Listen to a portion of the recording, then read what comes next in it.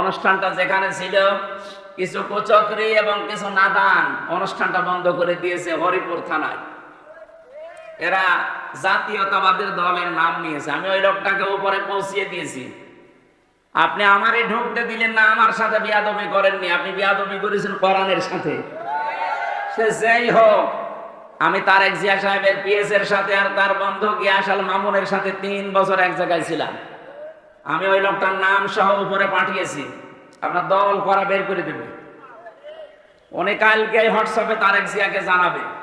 ঠাকুরগাঁও জেলা সভাপতি বিএনপির কে আছে আমি জানি না। আমি বলেছি ভাই জেলা সভাপতিকে বলবেন সে যেন এই লোকটারে মাইনাস করে দেয়, এটা দলের জন্য ক্যান্সার। আমরা দল মত নির্বিশেষে বাংলাদেশে শুধু 14 দল বাদ দিয়ে সবাই আমরা মুসলিম। এই কথা বলে না কেন? সেদিন যে ঘটনাটা হয়েছিল ওটা শুধু ওনার দোষ না। উনি এর আগেও মাসখানিক আগে আমার মাহফিলে প্রধান অতিথি ছিল। কোরআনের আয়াত পড়তে গিয়ে অর্থ পাল্টিয়ে ফেলেছি। আমি তাকে বলেছিলাম আপনি সংশোধন করে পড়বেন, যদি না পারেন বাংলায় বলবেন, আরবিতে বলার দরকার নেই। পরে আবার ওইটাই করেছি আমি ওই সময় সংশোধনের জন্য, কারণ কোরআন শরীফ উল্টা পাল্টা পড়লে তার ইমান চলে যায়, কারণ অর্থ পাল্টিয়ে যায়। উনি উল্টা বুঝে আমার ওই দিন রিয়াক্ট করেছে। যাই গোটা মিটে গেছে। আমি বললাম উদ্বুদ্ধ করার জন্য যে আপনি কোরআন শরীফ শুদ্ধ করে পড়েন, কাজ হবে। এটা ওনার আর আমার বিষয়। আর সামসাগিরি করতে যে আপনার জীবনটা আপনি নষ্ট করলেন। কোরআনের বিরুদ্ধে যারা ডাইরেক্ট ইনডাইরেক্ট লিখেছে আল্লাহ একটাকেও ছাড়ে না। আমি তো এখন দেখতে পাচ্ছি একটাকেও আল্লাহ ছাড়ে না। আর আমি ছোট মানুষ, বয়স কম, ছোট হুজুর, এই কারণে ওরা কিছু মনে করে না। আরে ভাই আমি মানুষ ছোট, আমার হাত অনেক উপরে আছে, আমার আল্লাহর সাথে লাইন আছে। মুসাফির অবস্থায় আছি, মাজলুম অবস্থায় আছি, বড় দোয়া করতে বাধ্য করবেন না। আপনি কোরআনের এই আলোচনাটা এতদিন ওদের সব কমপ্লিট বন্ধ করে দিলেন কোন কারণে? কোরআনের অনুষ্ঠানে যারা কোরআনের প্রচারে বাধা দেয়, কোরআন জানিয়েছে তারা যার সন্তান। আপনি কি আপনার জন্ম নষ্ট করে ফেললেন? আপনার বাবা হয়তো আপনাকে জন্ম দিয়েছিল, কিন্তু কোরআনের পেছনে লেগে নিজের জন্ম এখন বিতর্কিত করে ফেললেন। আমি সত্যি কিন্তু জানিয়েছি যে কোরআন আমার সামনে। আমি অপভাইকে বলেছি তারেক জিয়া পিএস এর সাথে যে এইরকম একটা লোক সেদিন বক্তব্য দিয়েছে, এটা বিএনপির লোক না, এটা একটা ক্যান্সার। আমরা সবাই মজলুম ছিলাম ওই 14 দল বাদ দিয়ে। আমার ব্যক্তিগত কারণে না, কোরআনের কারণে আমি সংশোধনে দিয়েছিলাম। আপনি উল্টা দিকে নিয়ে গেলেন কোন কারণে? বলে আমার পাগল বলা হয়েছে। আপনি পাগলই, আপনি পাগল না কি বলেন তো? আপনি যদি জ্ঞানী মানুষ হতেন, আমি একজন আলেম, শুধু বাংলাদেশ না বিশ্বের বহু দেশে কোরআনের দাওয়াত নিয়ে যাচ্ছি, আপনি সম্মানার্থে ওই দিন থেকে লজ্জা করে আরো শিখে আমাকে শোনাতে পারতেন। আপনি উল্টা পাল্টা পড়েই কোরআনের অর্থ পাল্টিয়ে ফেললেন, নিজের ঈমানটা নষ্ট করে ফেললেন। কি পড়ে কলিল্লাহুম্মা লিল্লাহ, কি আন্দাজে বলেন? আল্লাহর কোরআন শরীফকে আপনাকে ইয়াকে মারার জন্য দিয়েছে। আপনি পড়তে পারেন না, পড়বেন না। আপনি বাংলা শিক্ষিত মানুষ, বাংলায় বলেন, ইংরেজিতে বলেন, ওইটাই সেই। আপনি আরবিতে পড়তে গিয়ে অক্ষর উচ্চারণ করতে পারেন না। শেষে আমি বসে আছি, আল্লাহ আমার ধরবে না, যাই ও পড়তেছে তুই ঠিক করে দিবি। আমি আমার বাঁচার জন্য করেছিলাম, আপনি উল্টা দিকে নিয়ে কোরআনের পেছনে লাগলেন যে উনি যেন আসতে না পারে। কি হবে আপনার ওখানে না গেলে? আমার আল্লাহর জমিন কি সংকীর্ণ নাকি? বলেন, এদেশ থেকে যদি কথা বলতে নাও দেয়, আজহারের মতো আজহারি এখন সারা বিশ্বে কোরআন ছড়াচ্ছে। জালেমরা মনে করেছিল ওরা দেশ থেকে তাড়িয়ে দিলে মনে হয় বন্ধ হয়ে যাবে। আমি কয়েকদিন আগে সিঙ্গাপুর, মালয়েশিয়া, থাইল্যান্ডে ছিলাম। বিভিন্ন দেশে এখন মানুষ তাকে নিয়ে যাচ্ছে কোরআনের কথাগুলো শোনার জন্য। এক দরজা বন্ধ হয়ে গেলে হাজার দরজা আল্লাহ খুলে দেবে। হরিপুর বাংলাদেশে একটা থানা, এরকম 630টা থানা আছে। একটা থানা বন্ধ হলে আরো 629টা থানা বাংলাদেশে বাকি আছে। আর এ দেশও যদি নষ্ট হয়ে যায়, এ দেশের পরিবর্তে এখনো 257টা দেশ আছে পৃথিবীতে। আর সবচাইতে বড় দেশ আছে বাংলাদেশ। এর চাইতে আমেরিকা 59 ডবল। টের পাচ্ছেন? এরকম বাংলাদেশ 59টা চূড়া দিলে যত বড় হয়, এক আমেরিকা এত বড়। ওই দেশে যদি আমি এই যে কয়েকদিন আগে ভিসা পেয়ে গেছি, প্রসেসিং চলছে, যদি চলে যায় বলেন তো, আমার যদি 100 বছর হায়াত থাকে, এই দেশের মতো 59টা দেশ সারা জীবন কোরআন প্রচার করলে শেষ করা যাবে? আপনি বাধা দিয়ে নিজের কপালে আগুন লাগালেন। আমি আজ কয়েকদিন পরে দেখা হবে ঢাকাতেছে, আমি সব খুলে বলবো যে এই লোকটা একটা ক্যান্সার, একে যেন দলে রাখা না হয়, এ থাকলে বিএনপির আরো বদনাম হবে। মাদ্রাসার মাহফিলে 4-5 দিনে ওনারা ওইটা বাদ দেওয়ার কারণে কি একটা অ্যাকশন নিয়েছিল, আমার মনে হয় জালেম যারা পালিয়ে গেছে তারাও অ্যাকশন নিত না। মনে হচ্ছে যে মস্তানি করার আর জায়গা পাচ্ছে না, আমির হামজাকে নরম পেয়েছি। আমি তো মাজলুম মানুষ, এমনিতে জীবনটা শেষ করে দিয়েছে জালেমরা, আবার আপনি যন্ত্রণা দিলেন। আমার মন থেকে কোনো কথা যেন বের করাতে বাধ্য করবেন না, তাহলে কবুল হয়ে যাবে। আল্লাহ আমাদের বাঁচান, বলেন আমিন। যারা মানুষের অধিকার নষ্ট করে, যারা রক্তের সম্পর্কগুলো ছিন্ন করে, যারা মানুষের পোশাক আশাক কেড়ে নেয়, যারা দ্বীনের পথে সত্যের সাক্ষ্য দিতে মানুষকে বাধা দেয়, এই মানুষগুলোকে আমার আল্লাহ ভয় ভয় এবং ভয় দিয়ে ঢেকে রাখে। খাদিজাতুল কুবরা রাদিয়াল্লাহু তাআলা আনহা তার স্বামীকে বলেছিলেন, স্বামী আবুল কাসেম, ভয় পাবেন না। কিসের ভয় পান আপনি? ইন্নাকা লা তাসিলুর রাহিমা, আপনি তো রক্তের সম্পর্ক ঠিক রাখেন, আপনি ভয় পান কেন? অথচ বাস্তবে আমরা কি দেখেছি, এদেশে আমরা কেউ কাকে ভাবি বলতাম, কেউ আপা বলতাম, কেউ মা বলে ডাকতাম, একটা সম্পর্ক ছিল। অথচ তিনি পালিয়ে চলে গেলেন ভয়ে, আমাদের সব সম্পর্ক মাঠে মারা গেল। আপনি কথা বোঝে? অন্তত আমার বাড়ি খুলনা বিভাগে, আমরা ভাবি বলে ডাকলে রংপুর বিভাগের মানুষ তো অন্তত আমরা আপা বলতাম, আপনারা ভাবি বলতেন না? আপনাদের ভাবি না? পুত্রবধূ ভাবি, এই তো কোথায় গেল সে সম্পর্ক? যাওয়ার আগে বলেও গেল না। এই সমস্ত দেবর, এই যে দেবর বসে আছে, সব দেবর এখন এতিম। ভাবের সাথে মানুষ একটু টাঙ্কি মারে, সেটাও করতে পারলেন না। এই যে রক্তের সম্পর্ক সব নষ্ট করলে, যারা মানুষের রক্তের সম্পর্ক ঠিক রাখে না, নষ্ট করে দেয় আত্মীয়তার সম্পর্ক, তাদের অন্তরে ভয় লাগিয়ে দেয় কে? এই কারণেই তো পালিয়েছে। এত ভয় কিসের আপনার? 15.5 বছরে যাদের উপর অত্যাচার করেছিলেন, একটা লোক তো ভয় পালিয়ে যায়নি। আপনার কিছু হয়নি, কেবল শুরু, আর আপনি ভয় পালিয়ে গেলেন। মানে তার মানে বোঝা যাচ্ছে হাদিস অনুযায়ী আপনি আত্মীয়তার সম্পর্ক ঠিক রাখেননি, সব নষ্ট করে ফেলেছে। সবচাইতে বড় বিষয়, বাংলাদেশ থেকে বাইরে যারা যায়, তারা রেমিটেন্স যোদ্ধা হিসাবে মাসে মাসে তারা এই দেশে টাকা পাঠায়। আপনি 3 মাস চলে গেছেন, একটা টাকাও আমরা পাইনি। পেয়েছি আমরা, টাকা পেয়েছি। কি করছেন আমরা জানি না, যাই করেন আমাদের টাকা লাগবে। বড় লোক জামাই পেয়েছেন, অন্তত জামাইয়ের কাছ থেকে যেভাবেই হোক পকেট মেরি হলেও টাকা পাঠান। আমরা ঋণী হয়ে গেছি। এই দেশে এখন এমন ঋণের বোঝা, 2 নম্বর শব্দ ছিল তাহমিলুল কাল্লা। হে নবী, আপনি তো ঋণের বোঝা বহন করেন, মানুষে কষ্টের বোঝা বহন করেন, দুঃখের বোঝা বহন করেন, আপনি ভয় পান কেন? পৃথিবীতে যারা মানুষের বোঝা বহন করে দেয়, সে কষ্টের হোক, ঋণের হোক, দুঃখের হোক, তাদের ভেতর থেকে আল্লাহ ভয় দূর করে দেয়। আর এমন ঋণ দিয়ে গেল, এমন কষ্টের বোঝা এ দেশের মানুষকে দিয়ে গেছে। 3732 জন মানুষ মারা গেছে, 2780 জন মানুষ হাত বাতালে কাতরাচ্ছে, 20,000-এর উপরে বিভিন্ন রকমের অঙ্গহানি হয়েছে। বলেন, এই যে মানুষগুলো যারা পড়ে আছে হাসপাতালের বেডে, এরা তার পরিবারের কাছে, তার মা বাবার কাছে, ভাই বোনের কাছে, সমাজের কাছে, দেশের জন্য এখন বোঝা না? এই কথা বুঝতেছেন? এই যে বিশাল বোঝা আপনি দিয়ে গেলেন, মানুষের কাপড় চোপড়, এমনকি পোশাক আশাক পর্যন্ত খুলে ফেলেছেন আপনি। সম্মানের পোশাক পরা ছিল কত মানুষের, সে পোশাক পর্যন্ত খুলে তাকে ন্যাংটা করে দিয়েছে। জাতির সামনে সংসদে দাঁড়িয়ে বলেছে মাওলানা মামুনুল হক ধর্ষণকারী। ধরে বলেন নাউজুবিল্লাহ। আপনার চাইতে তার ভেতরে আল্লাহর ভয় কম নেই।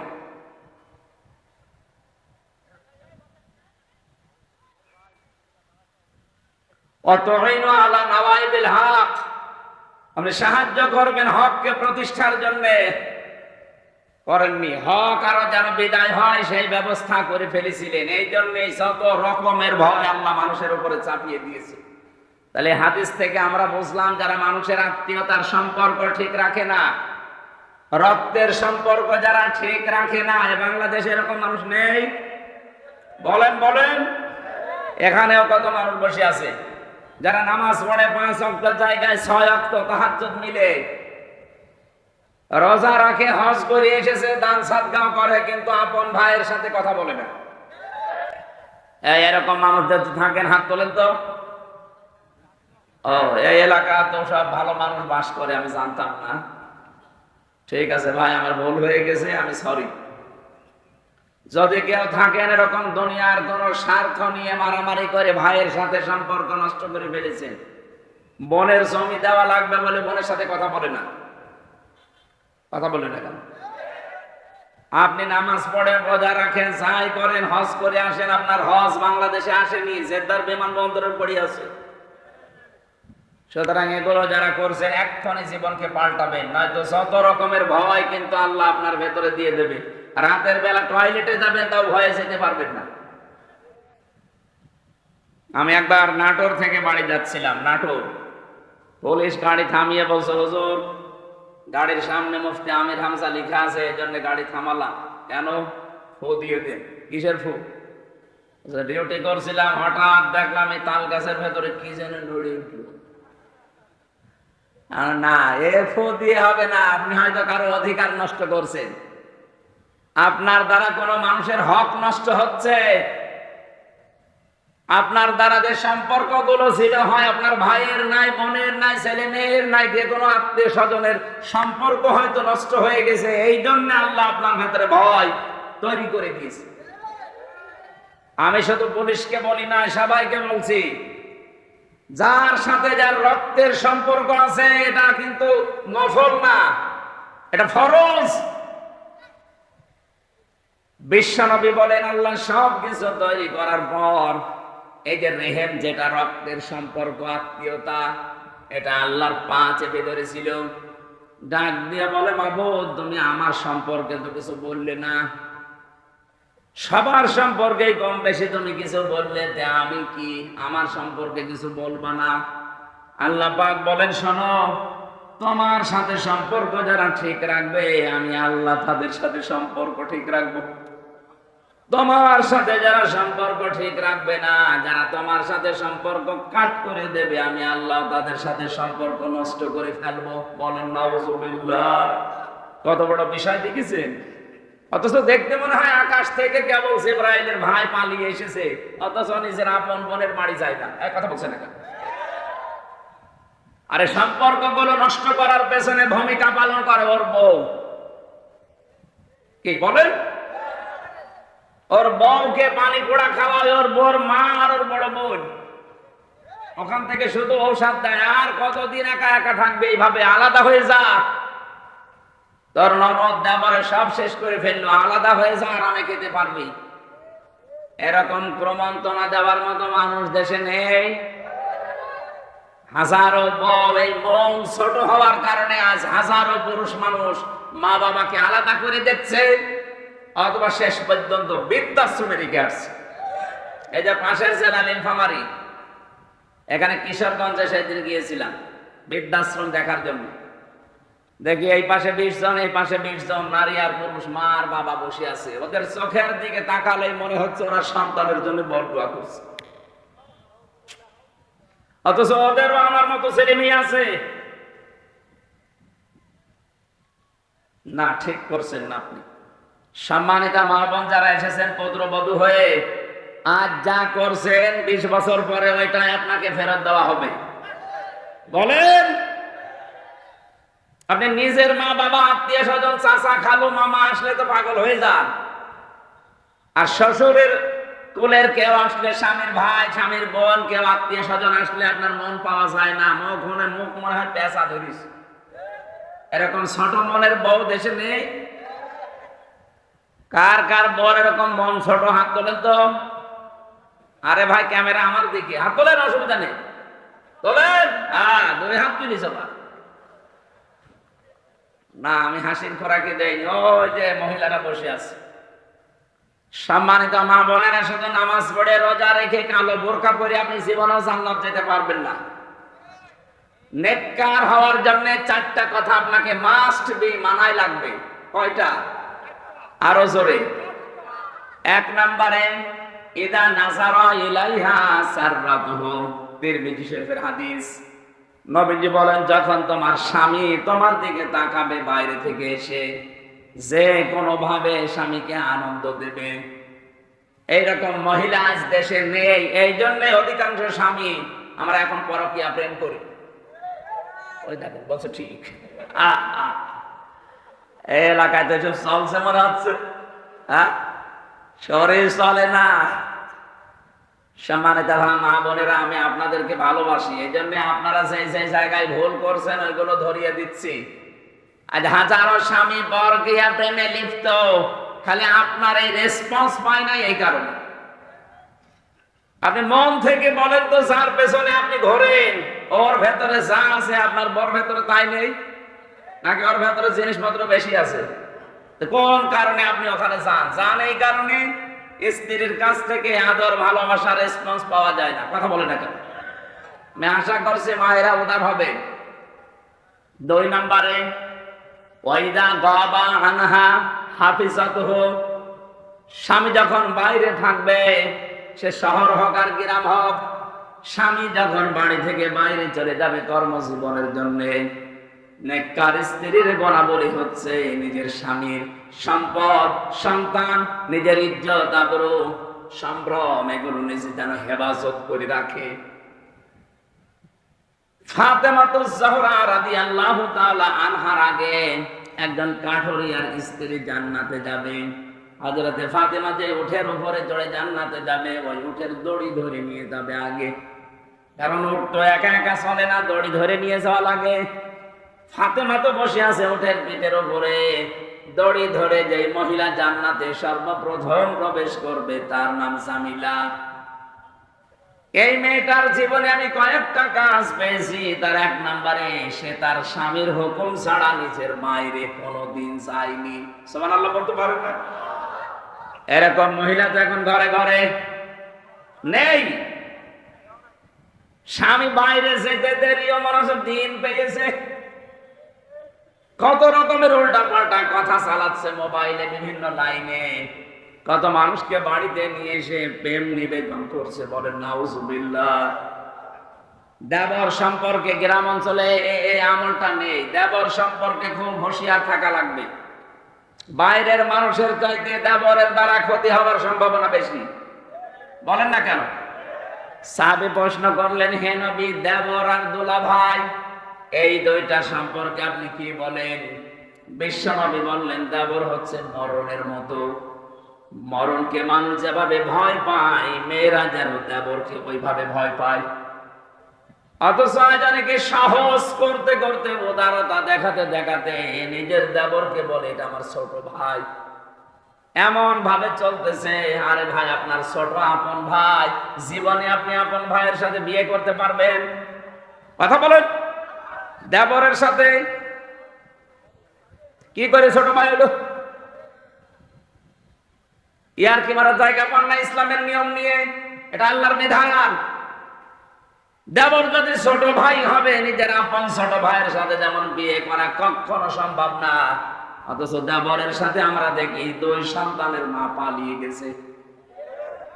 তার মানে এটা শয়তান। আশা করছি এই বিষয়টা খুব সেনসিটিভ। কখন কোন দুর্ঘটনা ঘটে যায়, শেষে আর কিন্তু উঠে আসবে না। দেবর সম্পর্কে সবচাইতে বেশি সচেতন থাকা লাগবে। 3 নাম্বারটাই বলার জন্য আমি হাদিসটা পড়েছি। বিশ্বনবী বলেন, ওয়া তুইনু আলা দীনি যাওজাতিহা, তোমার স্বামীকে দ্বীনের পথে চলার জন্য উদ্বুদ্ধ করবা, সাহায্য করবা, পেছন দরজা দিয়ে তাকে ঠেলা দিবা। তোমার স্বামী যদি মানবতার পক্ষে কাজ করে, দিন প্রসারে, দিন প্রসারে, দিন কায়েমের জন্য যদি বাইরে থাকে, তাকে সময় দেওয়ার জন্য উদ্বুদ্ধ করবা, তাকে সময় দেওয়ার জন্য সাহায্য করবা। বারবার বাধা দিয়ে তার কাজের গতি মন্থর করে দিবা না।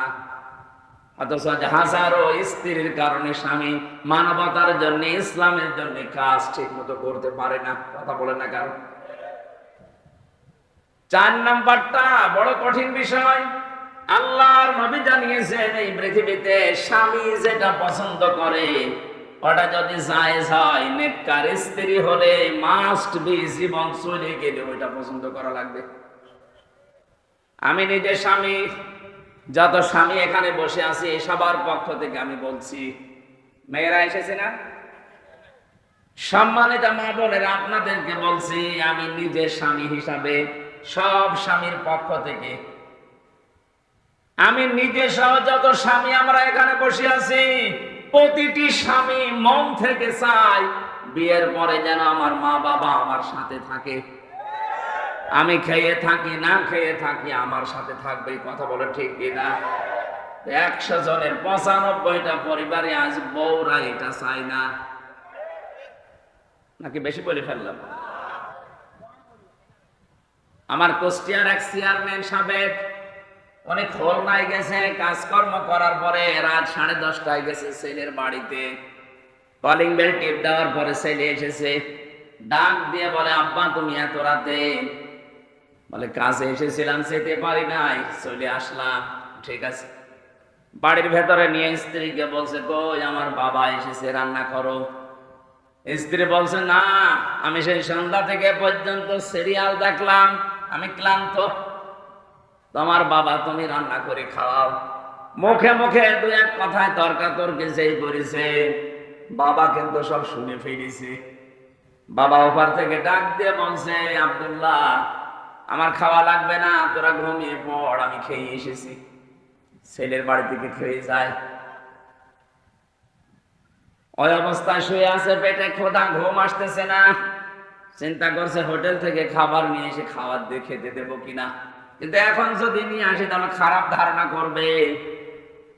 কিছুক্ষণ পরে রাত 11টা 11:30 বাজে, কে যেন কলিং বেল টিপ দিয়েছে, বাইরে যেয়ে দেখে ওর শালা ছোটটা, ডাক দিয়ে বলছে দোলা ভাই আজকে আর বাড়ি যেতে পারিনি, চলে আসলাম, আসো তোমার নিয়ে খেলা শুরু হবে। এবার ডাক দিচ্ছে ওঠো, কেন তোমার ভাই এসেছে ছোটটা, রান্না বাড়া কমপ্লিট করো। স্বামী চিন্তা করছে আমার বাবাও তো না খেয়ে আছে, একটু ডাক দে। যে বলছে আব্বা তোমার বৌমা রান্না করেছে তোমার জন্য, তুমি খাবা না। বাবা টের পাচ্ছে না, ওখান থেকে সব আবার শুনেছে, বলছে বাবা আমার খাওয়া লাগবে না, আমার পেট ভরায় আছে, তোরা খেয়ে ঘুমিয়ে পড়। সকালবেলা বাবা কিচ্ছু না বলে ব্যাগটা নিয়ে চলে যাচ্ছে, ছেলেটার সামনে গিয়ে দাঁড়িয়ে বলছে আব্বা তোমার বৌমা রান্না করছে নাস্তা, তুমি খেয়ে যাবা না?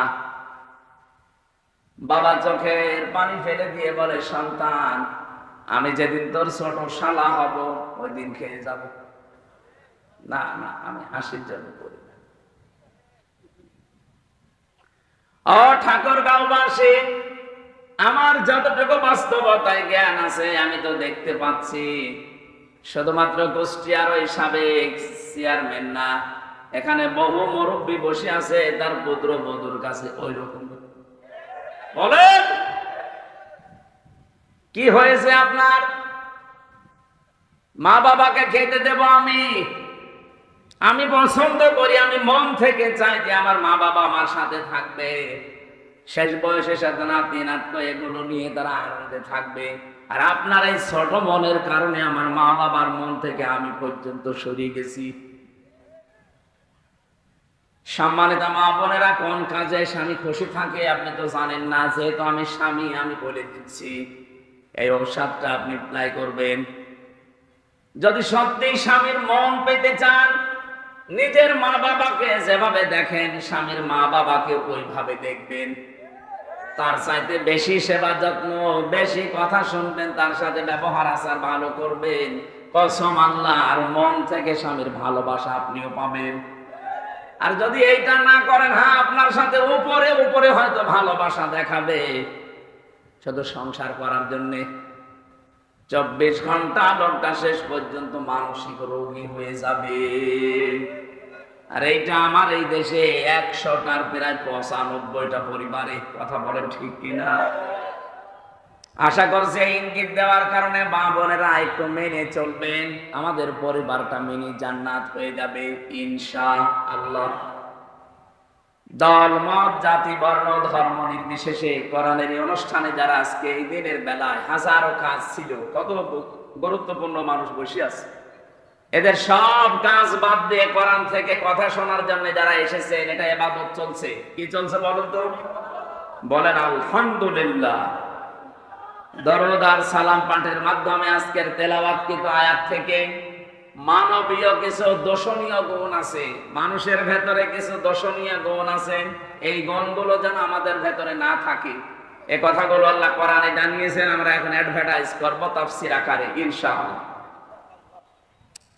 জবান খুলে কোরআনের আয়াত আমি সূরা মারিজ থেকে পড়েছি, 19, 20, 21, 22, 23। এই রুকু থেকে আমরা যতদূর পারি তাফসীর আকারে কথা বলতে চাই। আউযু বিল্লাহি মিনাশ শাইতানির রাজীম। বিসমিল্লাহির রহমানির রহিম। ইন্নাল ইনসানা খুলিকা হালুআ। আল্লাহ পাক বলেন, অবশ্যই আমি মানুষকে অস্থির করে বানিয়েছি। মানুষকে বানানোই হয়েছে অস্থির চিত্র দিয়ে, সব সময় ব্যস্ত মানুষ। এটা মানুষের স্বভাব। তামাম দুনিয়ায় যত মানুষ আল্লাহ পাঠিয়েছে, আদম থেকে শুরু করে আজকের এই দিন পর্যন্ত যে আসতেছে, এখান থেকে কিয়ামত পর্যন্ত যারা আসবে, সবার ভেতরে অস্থিরতা কে দিয়েছেন? মানুষ বানানোর সময় আল্লাহ দিয়ে দিয়েছেন। ইযা মাসসাহু শাররু জাযুআ। এ মানুষ যখন কোনো কষ্ট, বিপদ, মুসিবতে পড়ে তখন হায় হতাশ করে, হতাশা তাকে ঘিরে ধরে। এইটাও মানুষের গুণাবলী, স্বভাব। ওয়া ইযা মাসসাহুল খায়রু মানুআ। মানুষ যখন কোনো কল্যাণ পায়, নিয়ামত পায়, ভালো কিছু পেয়ে যায়, ওই মানুষ তখন আমি আল্লাহকে ভুলে, আমার নিয়ামতকে ভুলে যায়, তখন কৃপণ হয়ে যায়। ঝড় ঝাপটা যখন আসে তখন আমার কথা ছাড়া কারো কথা ওর মনে থাকে না। যখন ঝড় থেমে যায়, যখন জলোচ্ছ্বাস থেমে যায়, এই মানুষগুলো নির্দ্বিধায় আমি আল্লাহকে ভুলে বিভিন্ন সৃষ্টির প্রশংসায় রত হয়ে যায়। এটা মানুষের স্বভাব। তার মানে এখান থেকে 3টা নিন্দনীয় গুণ আল্লাহ আমাদেরকে বর্ণনা দিলেন। 1 নম্বরে মানুষ অস্থির, সব সময় ব্যস্ত। 2 নম্বরে কোনো বিপদ আপদ মুসিবতে পড়লে মানুষ হায় হতাশ করে, হতাশা নিরাশা তাকে ঘিরে ধরে। 3 নম্বরে কোনো নিয়ামত যদি পায়, কল্যাণ কিছু পেলে মানুষ কৃপণ হয়ে যায়। এই স্বভাবগুলো মানুষের কাল আমাদের ভেতরে নেই। এখানে মানুষ মদ পাচ্ছে যারা বিবেচিত, যার নাম মানুষ, তার ভেতরে এই গুণাবলীগুলো আছে। আল্লাহ বলেন আছে, মাস্ট বি। ইন্না দিয়েছেন, ইন্নাল ইনসানা খুলিকা হালুআ। অবশ্যই, তার মানে আছে। আল্লাহ এগুলো বলতে বলতে এবার হঠাৎ করে আলোচনার ধরন পাল্টিয়ে ফেলেছেন। আল্লাহ পাক এবার ডাক দিয়েছেন, ইল্লাল মুসাল্লিন। দুনিয়ার মানুষেরা এই গুণগুলো দুনিয়ার সবার ভেতরে আছে, কিন্তু মুসল্লি যারা, তাদের ভেতরে এই গুণ নেই। কাদের ভেতরে? প্রশ্ন আসতে পারে, আমরা কি মুসল্লি না? আমরা নামাজ পড়ি না? হ্যাঁ, নামাজ পড়ি। এখন নামাজ যারা পড়েন তারা যেহেতু মুসল্লি, কোন নামাজি আল্লাহ এর পরে বর্ণনা দিচ্ছেন, আল্লাযীনা হুম আলা সালাতিহিম দাইমুন। ওই মুসল্লির ভেতরে এই গুণগুলো থাকবে না, যে মুসল্লি নিয়মিত সদা নামাজ পড়ে। আমরা বাংলাদেশের সাথে দেখবেন যে মানুষগুলো সত্যিই নিয়মিত নামাজি মুসল্লি, আর নামাজের পরে 12টা শিক্ষা আল্লাহর পরবর্তীতে দিতে চেয়েছেন। এই মানুষগুলো যদি এই শিক্ষাগুলো দুনিয়ায় অর্জন করতে পারে, অবশ্যই আমার আল্লাহ তাকে এই নিন্দনীয় এই গুণগুলো থেকে বাঁচিয়ে রাখবেন। ধরে বলেন সুবহানাল্লাহ। এটা আল্লাহর রহমত তার উপরে। আপনি এবার মিলান তো আপনার ভেতরে এগুলো আছে কিনা। আপনি তো নামাজ পড়েন দেখি, আপনি নামাজ পড়েন 5 ওয়াক্তের জায়গায় 6 ওয়াক্ত তাহাজ্জুদ পড়েন, আপনি নফল নামাজ পড়েন, সুন্নাত পড়েন, ওয়াজিব পড়েন। এবার দেখেন আপনার ভেতরে গুণ আছে। আপনি অস্থির সব সময় ব্যস্ত নাকি আপনি? 2 নম্বরে আপনাকে বিপদ আপদ আসলে, মুসিবত আসলে আপনি হায় হতাশ করেন, আপনি অস্থির হয়ে পড়েন, আপনি হতাশা আর মনে হয় এ সূর্য উঠবে না, এরকম করেন নাকি? আমি মুসল্লি দেখেছি আমার জীবনে, আমিরে জামাত ডাক্তার শফিকুর রহমানকে, তিনিও মুসল্লি, আমিও মুসল্লি। মাওলানা মামুনুল হক আমার সাথে ছিল জেলখানায়, তিনিও মুসল্লি। মানুষ হিসাবে আমরা দুইজন এক জায়গায় ছিলাম, উনি ছিলেন 4 তলায়, আমরা ছিলাম 2 তলায়। আমরা দুইজনের ভেতরে 3টা বছরে বহু হতাশা চলে এসেছিল মানুষ হিসাবে। ওই লোকটাও তো মুসল্লি, ওখানে তো আমাদের মতো নামাজ পড়ে, কিন্তু আল্লাহ মুসল্লির যে গুণাবলী দিচ্ছে, যারা মুসল্লি এই মানুষগুলোকে হতাশা ঘিরে ধরতে পারে না, তারা অস্থির চিত্ত হয় না, তারা নিয়ামত পেলে কৃপণ হয়ে যায় না। এত বড় বড় বিপদ তার মাথার উপরে গেছে, কোনদিন আমি তাকে অস্থির দেখিনি, সব সময় শান্ত নির্মল চিত্ত নিয়ে চলাফেরা করে। থোড়াই কি আর কিছু মনেই করছে না, সেল খাটতেছে, বউ অসুস্থ হয়ে পড়ে আছে, দলীয় নেতা কর্মী গুলো পালিয়ে বেড়াচ্ছে, 1 দিন 2 দিন না, 15 বছর। হতাশা তো ঘিরে ধরা দরকার তাকে, অথচ তার মুসল্লি হওয়া এমন পর্যায়ে পৌঁছিয়েছে, কোন হতাশা চেহারার ভেতরে নেই, মনে হচ্ছে আমার চাইতেও বেশি স্বাভাবিক। আমাকে আরো মাঝে মাঝে আরো টিপস দিত, কিসের হতাশা কাজ করে। মুসল্লিদের ভেতরে তো হতাশা আসার কথা না। দুনিয়া সব যদি একদিকে হয়ে যায়, আমি যেহেতু মুসল্লি, আল্লাহ পাক এই গুণ আমাকে দিয়েছে, আমি মুসল্লি, আমার ভেতরে হতাশা আসতে পারবে না। আরে ভাই, দুনিয়া তো দুনিয়া, এটা ধোকার জায়গা। আমাল হায়াতুদ দুনিয়া ইল্লা মাতাউল গুরুর।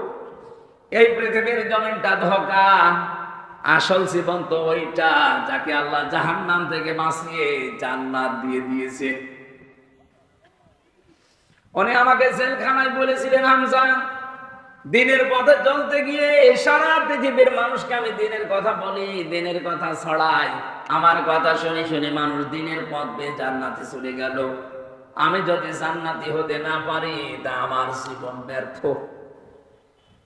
কোরআনে কারিমে আল্লাহ আমাদেরকে সতর্ক করছেন, ফামানে সুহসিহানিন নার ওয়া উদখিলাল জান্নাতা ফাকাদ ফাজ।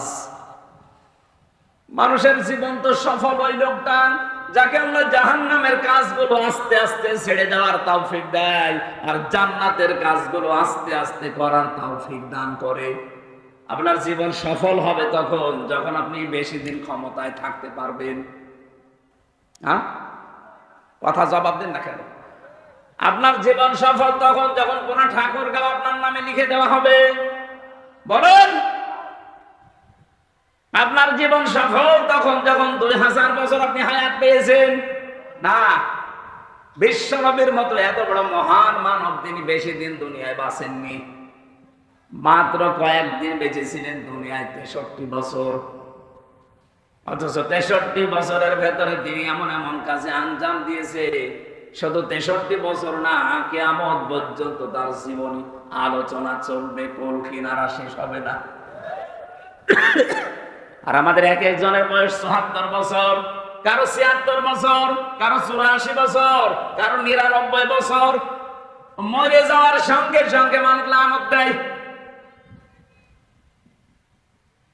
এমন জীবন আপনি কেন গঠন করেন?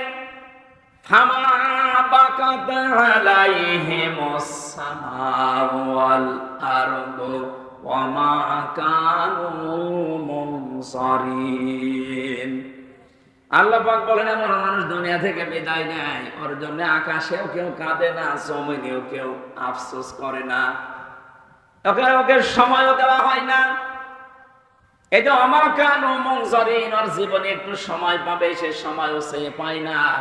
আমি কিছু মানুষের জীবনী আয়াতের সাথে সূরা দোকানের 29 নম্বর আয়াত মিলিয়েছি। এমন এমন মানুষ বিদায় নিয়ে চলে যাচ্ছে।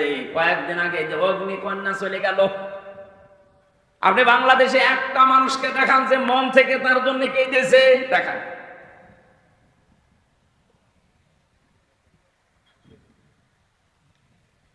এই জিনিস কি ঠিক আছে? আমাদের উচিত হচ্ছে এমন জীবন তৈরি করা যে জীবনে আসার সময় আমাকে দেখে মানুষ এসেছিল, কিন্তু যাওয়ার সময় আমাকে দেখলে মানুষ যেন কান্দে। মানুষের ভেতরে এই সমস্ত গুণাবলীগুলো আল্লাহ দিয়েছেন, কিন্তু মুসল্লিরা এই গুণ থেকে, নিন্দনীয় দোষণীয় গুণ থেকে মুক্ত থাকবে।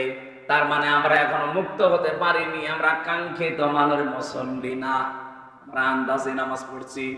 আজকে থেকে সিদ্ধান্ত নেন, আপনার নামাজ এমন কায়দা শুরু হবে। হ্যাঁ, কয়েকটা পদ্ধতি আছে। আপনি এখন থেকে মাঝে মাঝে একটু লম্বা সেজদা দেবেন। এই 1.5 মিনিট, 2 মিনিট, 5 মিনিট না, আধা ঘন্টা, 1 ঘন্টা যদি সময় পান, 1-1.5 ঘন্টা একটা সেজদায় কাটিয়ে দেন, দেখেন পৃথিবীর ভেতরে আপনার সম্মান আল্লাহ আস্তে আস্তে বাড়াতে থাকবে। কারণ সেজদায় মানুষ যখন চলে যায়, ওই মানুষটা একেবারে আল্লাহর কুদরতি পায়ের কাছে চলে যায়। বলেন সুবহানাল্লাহ। কোরআনে কারীম জানিয়েছে, মানুষকে আল্লাহর কাছে যেতে চায়, ওয়াসজুদ ওয়াকতারিব। মানুষ যদি সত্যিই সেজদা দেয়, ওই সেজদার মাঝে মানুষ যেন আল্লাহর নিকটবর্তী হয়ে যায়। মানুষ এই যে ধনুক মারে, তীর ধনুক, ধনুক মারার সঙ্গে সঙ্গে দুইটা মাথা যেমন এক হয়ে যায়। মানুষ যখন সত্যিকারের সেজদায় যায়, ওই মানুষটা আল্লাহর একেবারে কাছে চলে যায়। আমাদের উচিত হচ্ছে সেজদার মাধ্যমে আল্লাহর কাছে যাওয়া। কোন মুসল্লিদের ভেতরে দোষণীয় নিন্দনীয় গুণ থাকবে না?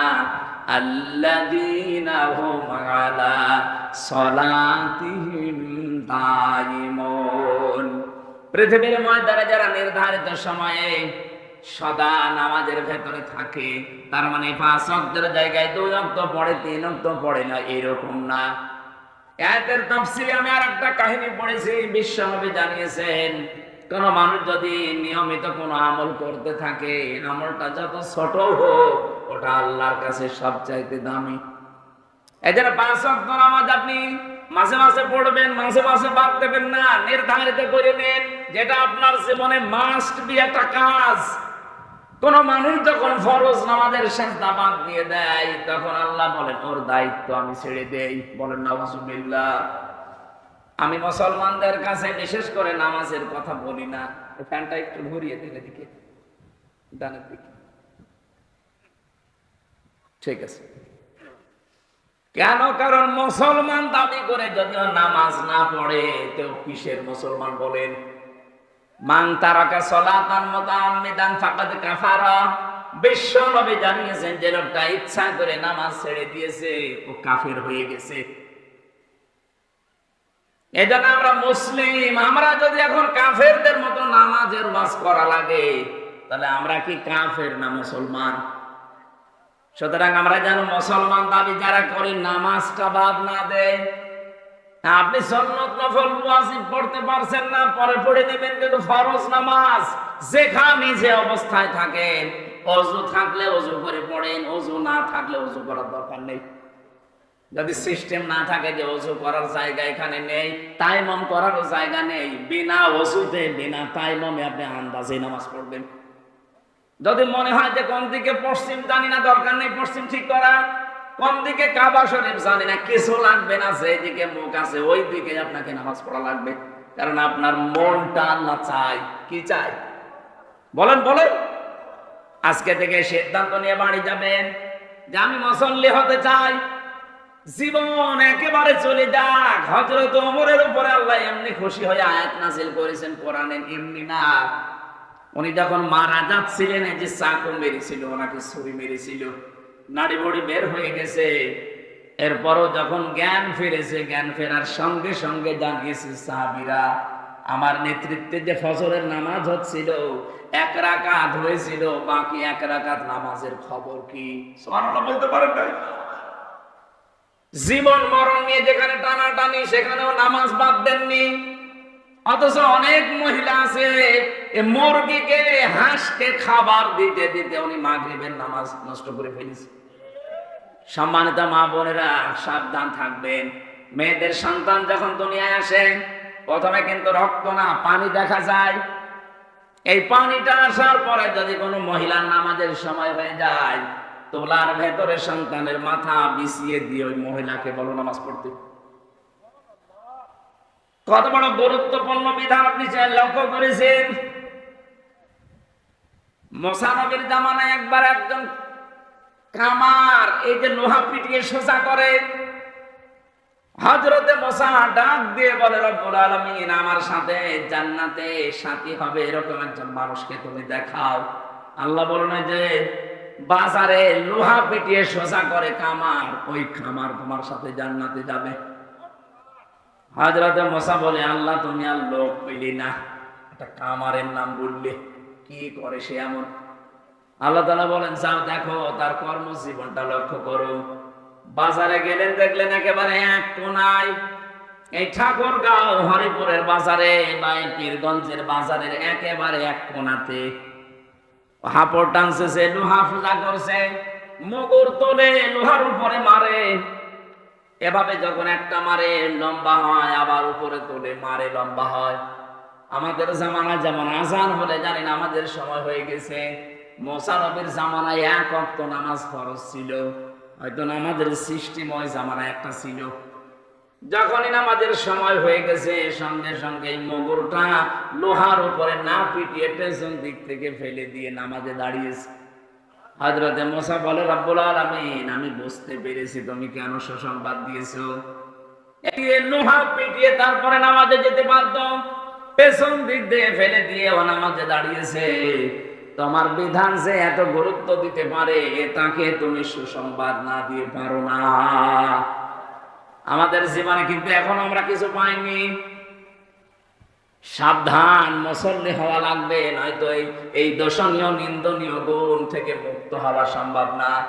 শুধু সুন্দর পোশাক পরলে, শরীরকে পবিত্র পরিষ্কার পরিচ্ছন্ন রাখলে আপনি মুসল্লি হতে পারবেন না। মুসল্লি হওয়া লাগবে আপনাকে নিয়মিত। আজ কত কিছু আমরা চেহারার ভেতরে মাখতে থাকি, চেহারা যেন ঠিক থাকে। এই পৃথিবীতে নারী পুরুষের জন্য সবচাইতে উত্তম মেডিসিন হচ্ছে অজুর পানি। যার শরীরে অজুর পানি লাগে না, কিয়ামতে ওই অঙ্গগুলো কালো কৃষ্ণ হয়ে যাবে। যাদের শরীরের ভেতরে অজুর পানিগুলো স্পর্শ হয়, ধৌত হয়ে যায়, নবীজি বলেন কিয়ামতে এই জায়গাগুলো চমক দিতে থাকবে। এখানে ওযু করার সময় যতদূর পারেন এই হাতটা ধুয়ে নেবেন। হযরতে আবু হুরায়রা হাদিসটা শোনার পরে তিনি বলেছিলেন, আমি বগল পর্যন্ত ধুয়ে ফেলতাম। কারণ নবীজির মুখে শুনেছি, দুনিয়াতে যাদের নামাজের সময় ওযু করার জায়গাগুলো পানি দিয়ে ভিজবে, ওই জায়গায় চমক দেবে। আমার বগল পর্যন্ত আমি ধুয়ে নিয়েছি, কিয়ামতে আমার পুরা শরীরটায় চমকাবে। আমাকে তো দেখে নবীর উম্মত মনে করা লাগবে, সেটার এটা উত্তম মাধ্যম। আমাকে দেখে যদি মনে করে যে নবী হায় এটা আমার উম্মত, কি দেখবে? ফেরেশতা পর্যন্ত যখন মরণের ঘরে মানুষ আছাড় দিয়ে পড়ে যায় বিছানায়, ফেরেশতারা এসে তার চেহারার ভেতরে নামাজের চিহ্নগুলো দেখতে পায়। সূরা নাহলের 32 নম্বর আয়াতে আল্লাহ দলিল দিয়েছেন, আল্লাযীনা তাতাওয়াফাহুমুল মালাইকাতু তাইয়্যিবিনা ইয়াকুলুনা সালামুন আলাইকুম উদখুলুল জান্নাতা বিমা কুনতুম তা'মালুন। বলেন আল্লাহু আকবার। ফেরেশতারা যখন আসবে মরণের বিছানায়, দেখবে আপনি পড়ে আছেন, আছাড় খেয়ে পড়ে আছেন। আল্লাহ বলেন তাজ্জিবিনা, এই তাজ্জিব মানে শুধু পোশাকের পবিত্রতা না, এই তাজ্জিব মানে শুধু দেহের পবিত্রতা না। পোশাক আর দেহ তো পবিত্র করবেন, আপনার চিন্তা চেতনা আকীদা, আপনার কর্মজীবন, প্র্যাকটিক্যাল লাইফ, আপনার অর্থনীতি, সমাজনীতি, পরিবার নীতি, এগুলো সব থাকে পবিত্র, শিরক কুফর বেদাত থেকে মুক্ত। এরকম একটা পবিত্র জীবন যখন ফেরেশতারা দেখবে, বলবে সালাম। শান্তি বর্ষিত হোক আল্লাহর বান্দা তোমার উপরে। উদখুলুল জান্নাহ, ওই জান্নাতে প্রবেশ করো। বিমা কুনতুম তামালুন, যেটা দুনিয়ায় করেছিলে তার প্রতিদান। সুতরাং আমরা মানুষ যেহেতু আজকে থেকে এমন মুসল্লি হওয়ার চেষ্টা চালাবো, এই দোষণীয় নিন্দনীয় গুণ যেন আমার আস্তে আস্তে আল্লাহ দূর করে দেয়। বলেন আমিন। আল্লাহ এরপরে দিয়েছেন ওই মানুষগুলোর চরিত্র এমন হবে, আল্লাযীনা ফী আমওয়ালিহিম হাক্কুম মা'লুম লিস-সাইলি ওয়াল মাহরুম।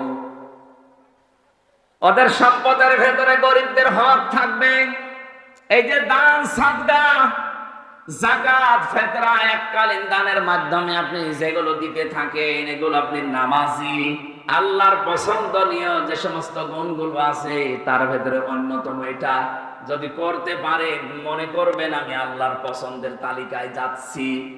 আর যদি সম্পদের প্রতি মায়া মহব্বত বেশি হয়ে যায়, আপনি নামাজও পড়েন কিন্তু সম্পদের যে হক আদায় করেন না, আপনার সম্পদের দান নেই, সাদকা নেই, যাকাত নেই, এককালীন দান এগুলো নেই, বুঝবেন আপনি আল্লাহর নামাজ আদায় করলে, রোজা আদায় করলে কাঙ্ক্ষিত মানের মুমিন নামাজি হতে পারেননি।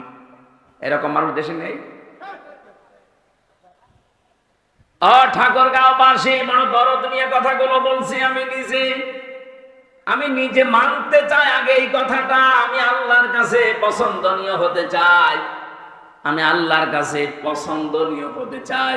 তাহলে বুঝবেন আমার সম্পদের চাইতে আমার আল্লাহর বিধানের প্রতি গুরুত্ব আমার বাড়বে। আমার সম্পদে আজ কত মানুষের হক আছে? আমার গলার ভেতরে যে 5 মণ, 10 মণ, 20 মণ ধান আছে, ওই 20 মণ ধান শুধু আমার জন্য না, ওর ভেতরে অনেক পশু পাখির খাবার আছে, অনেক গরিবের খাবার আছে। আল্লাহ আমার আমানতে রেখেছে, এগুলো তাদেরকে বিলিয়ে দেওয়ার জন্য। কথা বুঝতেছেন?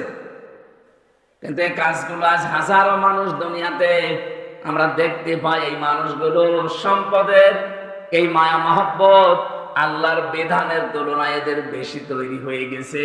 এই জন্য আল্লাহ ওর চরিত্র থেকে নিন্দনীয় দোষণীয় গুণগুলো দূর করে দেয় না। বলেন নাউজুবিল্লাহ। এখানে যারা আমরা বসে আছি, আমি সহ, 200 বছর পরে যদি আমার এই 2 তলা বাড়ি, যেটা এই বাড়িতে যদি 200 বছর পরে আমি এখানে আসি, এই যে বাড়ি দেখতে পাচ্ছেন, এটা 200 বছর পরে এই বাড়িতে যদি আপনি আসেন, এখানে হয়তো আপনার ছেলে নাতি ছেলে থাকবে না, তার ছেলের ছেলে থাকবে। আপনার ছবিও যদি টাঙানো থাকে, 200 বছর পরে 3টা জেনারেশন পার হয়ে এই বাড়িতে যারা বাস করবে, বলেন তো 200 বছর পরে এখানে আসলে বাড়িতে আপনাকে উঠতে দেবে? কি করছেন আপনি বলেন? আপনার সম্পদে যাদের হক আছে, হকগুলো আদায় করে যান। এখানে দান করা লাগবে, সম্পদ সাদকা দেওয়া লাগবে, এর ভেতরে যাকাত আছে, আপনি দিতে চান না, জরিমানা মনে হয় আপনার কাছে। কিয়ামতে এই সম্পদগুলো যখন আল্লাহ আগুনের পাত বানাবে জাহান্নামে দিয়ে, সাপ বানিয়ে আপনাকে সবল দেবে আর বলবে আনা মাল, আমি তোর সেই সম্পদ। আগে থেকে সতর্ক করছেন পরীক্ষা নেওয়ার আগে। আমরা যারা এখানে পরীক্ষা দেই, এই পরীক্ষার্থী যারা, যেদিন পরীক্ষা শুরু হবে ওই দিন পর্যন্ত প্রশ্নপত্র দেয় না, যখন শুরু হবে তখন দেয়। অথচ আল্লাহ কত আগে আমাদের কাছে প্রশ্নপত্র পাঠিয়ে দিলেন। এরপরেও যদি কেউ ফেল করেন, কিয়ামতে সে কপাল পোড়া। কথা বলেন না কেন? আল্লাহ আমাদের জীবন এরকম নষ্ট যেন না হয়ে যায়। বলেন আমিন। এই মাহফিলের জন্য টাকা পয়সা নিয়ে এসেছেন, আমি আহ্বান জানাচ্ছি। আমার লিখিত বই জেলখানার ভেতরে সৃষ্টি জগৎ নিয়ে লিখেছিলাম, এই বই গাড়িতে আছে, যাওয়ার সময় নিয়ে যাবেন, আপনারা কাজে লাগবে। আর যারা টাকা পয়সা নিয়ে এসেছেন দেওয়ার জন্য, হারুন সাহেব কি করেছে আমি জানি না, আপনারা অবশ্যই যে ড্রাম দেওয়া আছে, ব্যাগ করা আছে, দিয়ে যাবেন। এটা নিয়ত করে 10, 20, 50 টাকা যা পারেন দিয়ে যাবেন। এ মাদ্রাসা এটা নাকি? এটা মাদ্রাসা তো সেরকম উন্নত মনে হচ্ছে না, এখন প্লাস্টার বাকি। 3 তলা পর্যন্ত হয়ে গেছে, ইনশাল্লাহ হয়ে যাবে। আল্লাহর কাজ কোনোদিন বেঁচে থাকে না। আপনার টাকা যদি দিন প্রচারে খরচ না হয়, দিন শিক্ষায় খরচ না হয়, যে টাকা দিয়ে কি করবে? এ দরবেশ বাবার মতো ডিম খাবে। দরবেশ ডিম খাচ্ছে। মানব হত্যার দায়ে, গণহত্যার দায়ে এখন ওই লোকদের ফাঁসি হবে। বাংলাদেশের 1 নাম্বার ধনী ছিল, কি হলো? টাকা দিয়ে। এই জন্য বেঁচে থাকতে টাকা খরচ করে যান। টাকাগুলো নয়তো আপনি চোখ বন্ধ হওয়ার পরে দেখবেন উল্টা পাল্টা কাছে আপনার ছেলে, আপনার মেয়ে, আপনার বউ ব্যয় করবে, তখন আরো ফিলাক্সি লোড হয়ে কবরে আপনার আযাব যাবে। আল্লাহ হেফাজত করুন।